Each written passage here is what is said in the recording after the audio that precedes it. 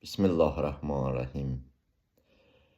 Əməlinin ağırlaşdırdığı kəsi, yəni ibadət və bəndəlik etməyərək, yaxşı işlər görməyən tənbəl kəsi, məqam və dərəcəsi qoçaqlaşdırmaz.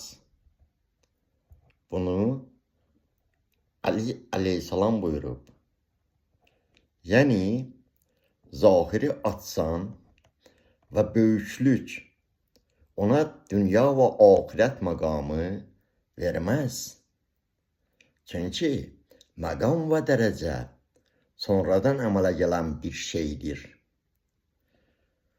Gözəl əməlin təsiri isə zatidir, yəni insanın daxilində olan bir şeydir. Daxildə gələn bir şeydir və heç vaxt yox olmur. Allah hər birinizdən razı olsun.